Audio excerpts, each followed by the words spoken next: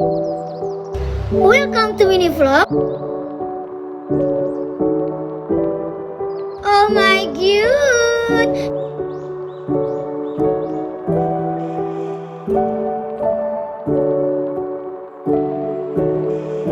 Kali ini saya akan membahas tentang sistem dispersi pada koloid. Sebelum membahas tentang koloid, kita akan membahas tentang maksud dari dispersi.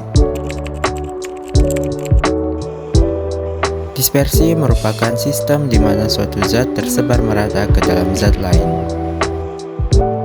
Zat yang menyebar disebut zat terdispersi, sedangkan tempat menyebarnya zat terdispersi disebut medium pendispersi. Dispersi terdiri dari 3 bentuk, yaitu larutan, suspensi, dan koloid. Di sini saya akan membahas tentang yang koloid saja. Untuk larutan, ukuran partikel lebih kecil dari 10⁻⁹. Untuk suspensi, ukuran partikel lebih besar dari 10⁻⁷. Sedangkan koloid, ukuran partikelnya antara 10⁻⁹ sampai 10⁻⁷. Selanjutnya, larutan adalah satu fase yang termasuk ke dalam campuran homogen, suspensi 2 fase ke dalam campuran heterogen, sedangkan koloid 2 fase yang terlihat seperti homogen, namun sebenarnya dia memiliki partikel kecil sehingga dia termasuk ke dalam heterogen. Selanjutnya, larutan terlihat jernih sehingga tidak dapat disaring. Suspensi tidak jernih sehingga bisa disaring, sedangkan koloid tidak jernih sehingga harus disaring juga, namun menggunakan penyaringan ekstra. Berikutnya, larutan bersifat stabil. Zat terdispersi dengan medium terdispersi tidak dapat memisah. Contohnya seperti larutan gula.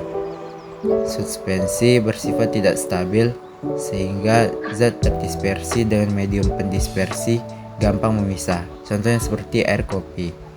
Dan koloid bersifat relatif stabil sehingga zat terdispersi dengan medium pendispersi sukar memisah. Contohnya seperti susu.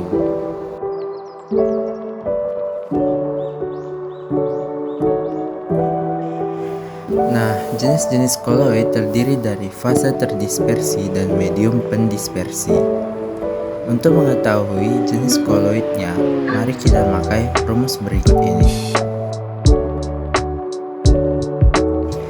Nah, jika fase terdispersinya padat dan medium pendispersinya adalah cair, maka kita bisa namakan dengan sol, atau bisa dibilang padat dalam cair adalah sol.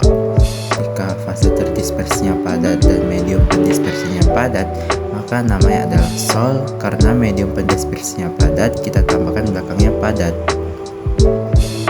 Selanjutnya, jika fase terdispersi cair dan medium pendispersi cair, maka namanya adalah emulsi.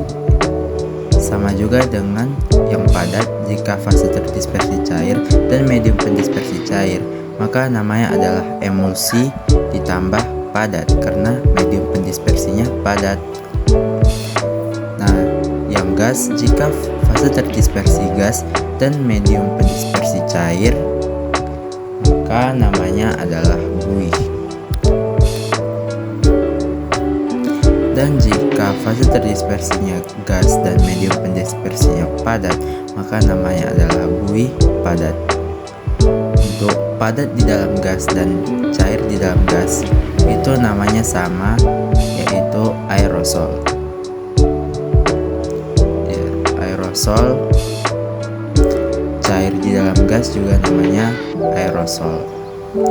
Namun padat di dalam gas, karena di medium pendispersinya adalah padat, maka kita tambahkan padat.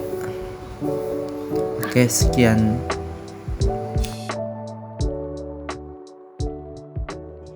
Berikut adalah alat dan bahan yang diperlukan. Langkah pertama yaitu merebus air hingga mendidih. Lalu masukkan Milo ke dalam gelas. Di sini saya akan percepat.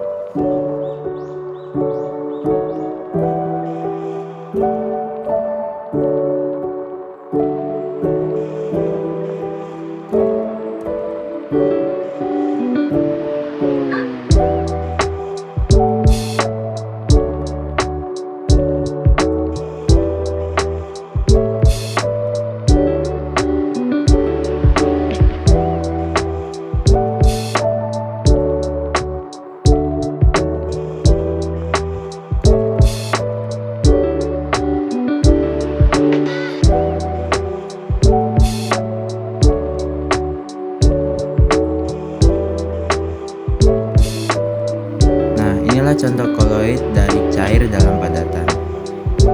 Terlihat susunya tidak tercampur dengan rata ya, karena terlihat partikel-partikel kecil masih berada di permukaan air. Baiklah, inilah contoh dari koloid yang bisa saya berikan.